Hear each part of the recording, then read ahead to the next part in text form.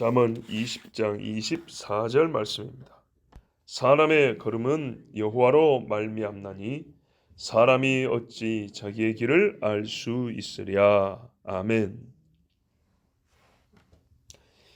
성경에 예수님은 하나님의 지혜요 권능이라 그랬습니다. 지혜 그 자체란 말이죠. 그래서 지혜이신 그분을 빼고 사람에게 있어서 그 다음에 지혜로운 말, 사람에게 주어진 지혜로운 말씀이 무엇일까 하면 저는 오늘 이 말씀이라고 꼽겠습니다. 요 24절만은 아니고 요 뜻을 담고 있는 성경의 모든 말씀이 인간에게 주어진 최고의 지혜라고 저는 생각합니다. 이 말씀은 전도서의 핵심 가르침이랍니다. 헛되다, 모른다. 그래서 최종적으로 여호와를 경외해야 한다. 사람에게 인간이 아무리 많이 안다 해도 얼만큼 인간이 무지한지를 알려주는 것이 이 말씀입니다. 그래서 인간이 얻을 수 있는 최고의 지혜라는 겁니다. 지혜는 우리 수학교로 하면 플러스잖아요. 근데 우리가 얼마나 마이너스인지를 알려주기 때문에 최고의 지혜라는 겁니다. 세상에 인간이 갖고 있는 지식, 그런 말미암아 또 지혜라고 부르는 것들은 인간의 하한선을 잘 얘기해 주지 않습니다. 인간이 얼마나 최저치 또는 비극과 비참한 상태에 놓여 있는지를 말하지 않습니다. 되지도 않을 유토피아, 이 땅에 천국을 이뤄보겠다고 하는 게 인간의 헛된 꿈입니다. 항상 그렇습니다. 그래서 사람이 자기의 갈 길을 모르면서, 자기의 길을 모르면서 헛된 일을 하는도다. 이 말씀보다 인간에게 큰 깨우침을 주는 말씀, 인간에게 참 지혜다 여겨질 만한 말씀은 없다고 봅니다. 이 말씀의 내용을 보기 전에 한 가지 주의해야 될 것이 뭐냐면, 성경에 이와 같은 형식, 이와 같은 내용의 말씀을 보면 차치 성경과 하나님을 비판 또는 비난하는 사람들이 운명론을 얘기합니다.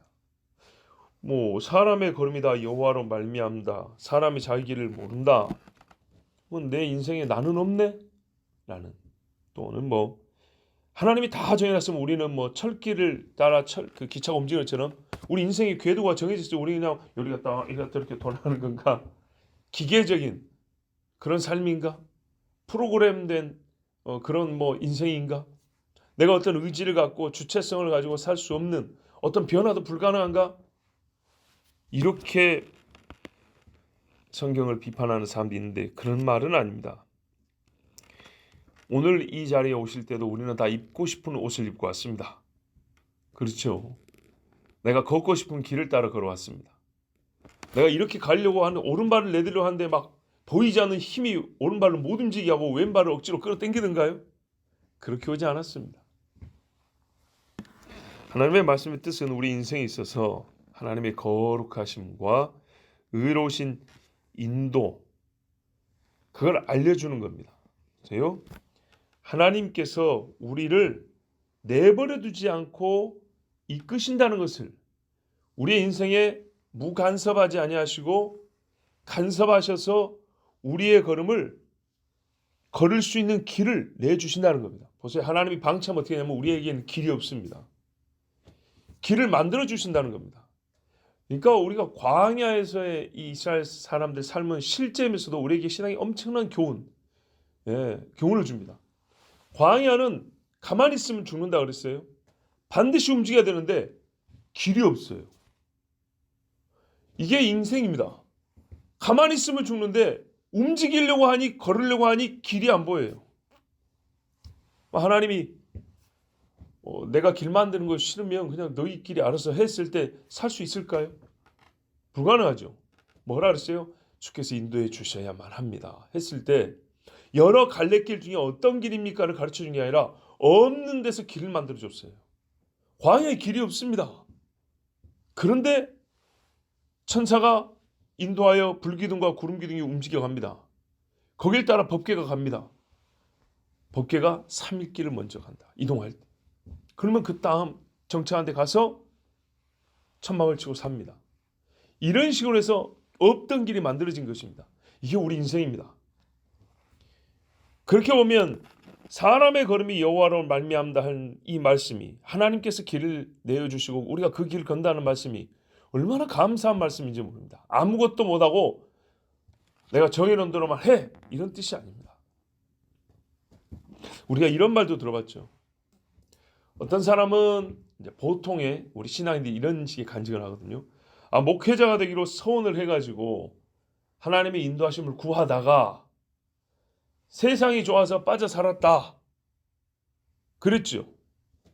그런데 하나님이 그렇게 인도를 하고 작정을 했기 때문에 하나님 분명히 나를 목회자의 길로 인도하신 것도 느꼈고 20살, 20몇 살까지는 경험을 했는데 신학교까지 갔는데 순간 뒤로 돌아가 했단 말이죠. 하나님이 길을 정했고 또 내가 거기에 서원까지 했다 하더라도 뒤로 돌아갈 때 몸이 뒤로 안 돌든가요? 돌아요. 그래서 지 멋대로 살아요. 그죠? 그리고 어떻게 해요? 이대로 간 사람은 지옥인데 돌아온 사람들이 간증을 하잖아요. 내가 다시 돌아왔다. 어떻게 돌아왔어요? 제 의지로요? 그렇게 세상으로 빠진 사람이 제 의지로 돌아올 수 있을까요? 안 됩니다. 분명히 뭐라고 해요? 하나님이 나를 치시더라. 이 친다는 말이 뒤로 못 가겠다는 얘기입니까? 내 뒤 도는 거 못 돌겠어요? 아니죠. 쳤다는 말이 기계적인 스위치를 바꿔서 전기 흐름을 바꿨다 이 말이 아니에요. 우리 마음에 우리 생각을 돌이킬 수 있도록 계속 하나님이 우리 환경을 움직이셨단 말이에요. 우리의 영을 자극하셨단 말이죠. 그러자 어떻게 해요? 알겠습니다 하고 지정의의 변화를 가지고 다시 본래 가야 할 길로 온 것이죠. 이런 식으로 하나님이 인도한다는 얘기지 기계적으로 어느 날 자고 일어났더니 머리가 확 돌아가지고 평생 안 하던 짓을 한다든지 이런 건 아닙니다. 그건 병이죠. 자, 하나님은요 내가 알지 못하는 하나님 어떤 천국 프로그램 속에다 집어넣어가지고 기계 부품처럼 소모시켜서 살게 하는 이 천국의 완성을 위해서 너는 이 정도 일을 감당해야 돼. 꼼짝 말고 이거 해. 너는 이 자리야. 이런 식으로 우리를 소모시키는 그런 길을 만들었다는 얘기가 아니에요. 하나님의 주권 밖에 있고자 하는 인간이 하나님의 주권 안에 들어올 수 있는 것은 자기가 길을 만들어서 올 수가 없어요. 하나님이 이 성으로 들어올 수 있는 길을 만들어내고 보여줘야 되죠. 그런 의미에서 하나님이 또 그런 의미에서 우리에게 하나님이 길을 만드시고 그 걸음을 인도하셨다는 거예요. 근데 와서 보면 하나님의 섭리가 얼마나 놀라운지 나는 처음부터 이걸 알았던 길이 아니에요. 내가 계획한 것도 아니고 내 머릿속에 있던 것도 아니에요. 자, 본문 말씀 아시겠죠? 근데 세상의 사람들은 말이죠. 인생길을 어떻게 정의를 내리거나 어떻게 걸어가냐? 어머니 자연이 땅에 입을 맞춘다든지 누군지도 모르는 하늘 향하여 손을 올린다든지 더 험한 인간들은 신상 앞에다가 절하면서 길 인도해달라고. 또 우리 인간이 어디서 와서 어디 가냐 했더니 우주의 먼지 구름으로부터 와서 원시의 풀장의 그 물에서부터 와서 이런 식으로 이런 식으로 인생을 정의하고 인생의 길을 정하는 사람들은요 사실 전혀 자기가 가는 길을 자기 무지에 의해서 알지 못하는 사람이고 또 그렇게 길을 가는 것은 꼭 뭐가 같냐면요 이성 없는 짐승이 태어나서 죽는 거하고 하나 다를 바가 없어요. 진리를 향한 의지적 활동이 아니라 이익을 향한 본능적 행위로만 삶을 채우게 돼 있어요. 인간이 행할 수 있는 행위에 이익을 위한 생존을 위한 본능적 행위가 다이고 그게 본질이라면 짐승보다 나은 것이 없습니다. 왜냐하면 여러분요 짐승은 짐승의 수준에서 그게 최선이에요. 그렇죠. 누가 짐승 보고 다리를 건설하라 그럽니까? 댐을 막으라 그럽니까? 근데 인간은요 짐승보다 훨씬 나은 영이 있고 이성이 있고요. 신체를 활용할 수 있는 능력이 있어요. 그런데도 기껏 이걸 갖고 쓴다는 것이 목표치로 오면 짐승이 물어뜯고 먹고 생존하는 그 수준하고 똑같은 목표치를 갖고 살아요. 그게 인생의 성공이라는 거예요. 이야, 짐승도 배부르면 안 먹어요. 근데 인간은 배부르고 더 쌓아놓겠다는 겁니다. 그걸 위해서 사람을 죽인대요. 짐승보다 못하죠. 정말 맞아요. 저놈 새끼는 짐승보다 못하다고. 우리 인간이 그래요. 자, 이게요. 하나님이 정하신 길을 모르고 하나님이 인간에게 허락하신 길을 모르는 사람들. 이 사람들이 모른다기보다는 부정하는 사람들이 걷는 길입니다. 근데 하나님은 우리 인간에게 이렇게 무지하고 제 마음대로 사는 사람들에게 기원에 있어서 알지 못하지만 우리가 하나님께로 인도받을 수 있는 길을 항상 앞에다 내주세요. 거룩과 의와 생명으로 갈 수 있는 길을 내준다고요. 예수 그리스도는 뭐라 그래요? 그리요 길이요 진리요 생명이라고 그러잖아요. 길과 진리요 생명이요. 생명과 진리가 있는 길 이렇게 돼요. 이 길에는 진리가 있다. 서로 이렇게 꾸며주는 말이 됩니다. 생명과 진리가 있는 길을 예수님이 보여주셨어요.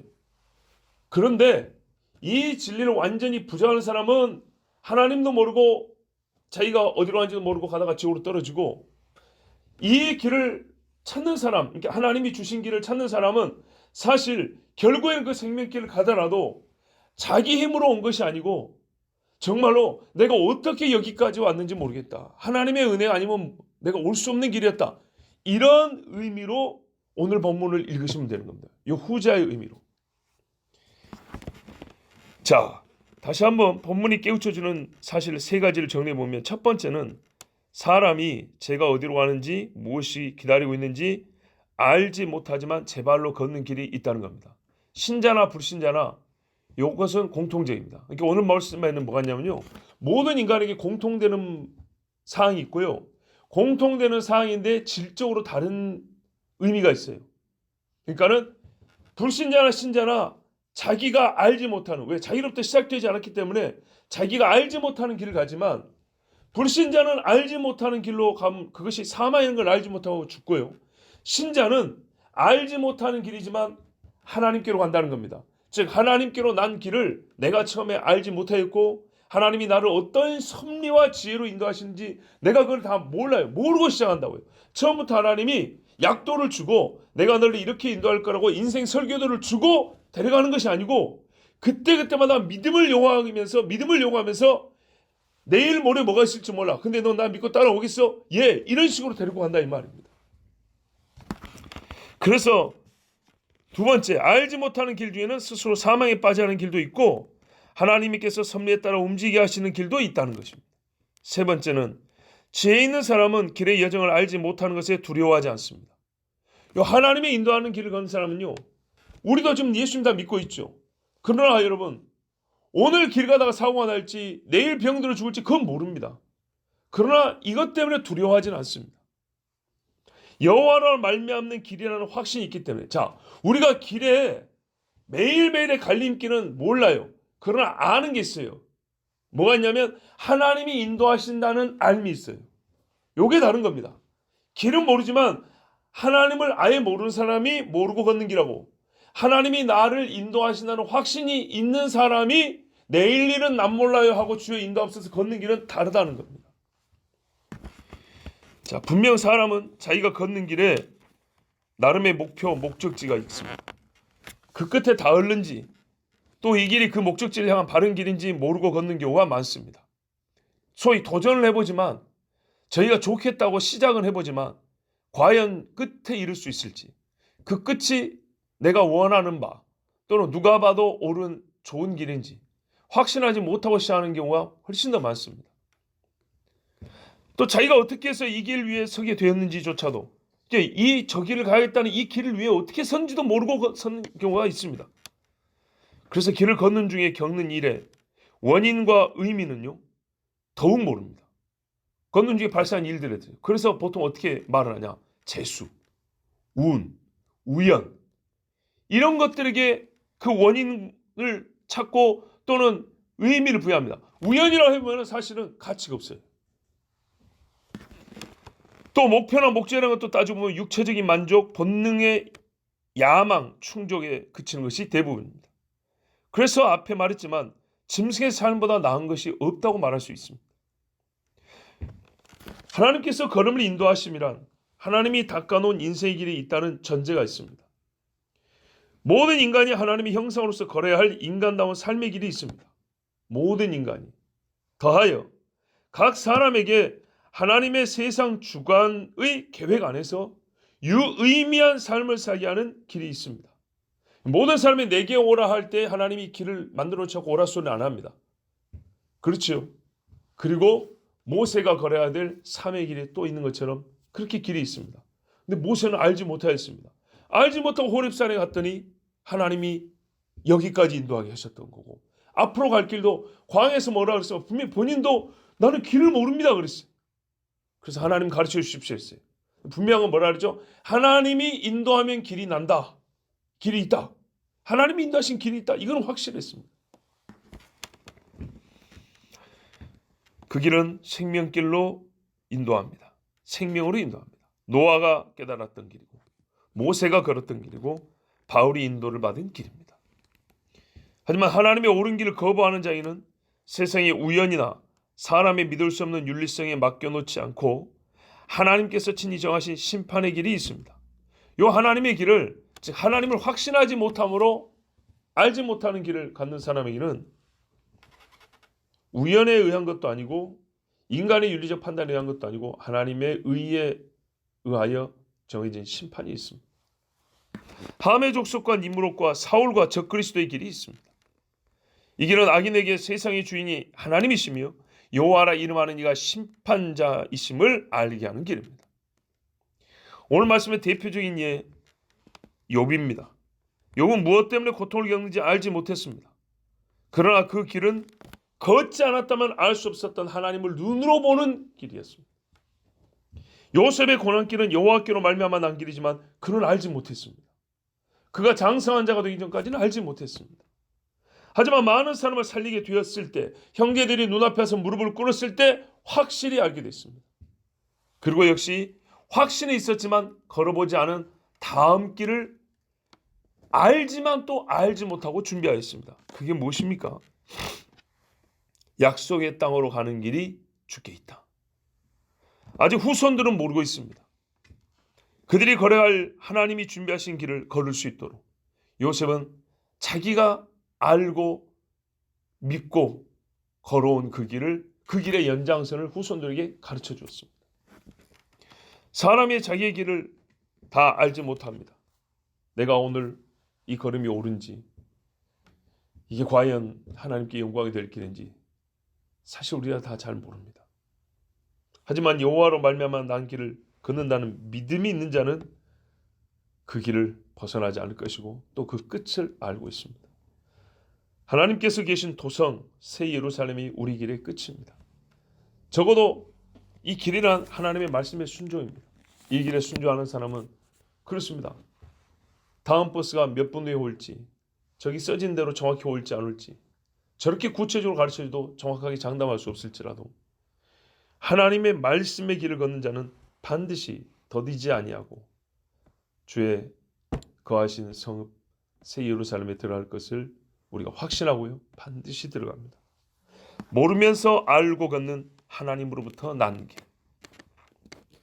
다 보이진 않지만 그 끝을 보며 걷는 하나님으로부터 말미암는 길. 우리 함께 걸어가십시다. 여호와 하나님을 신뢰하며 걸어갑시다. 기도하겠습니다.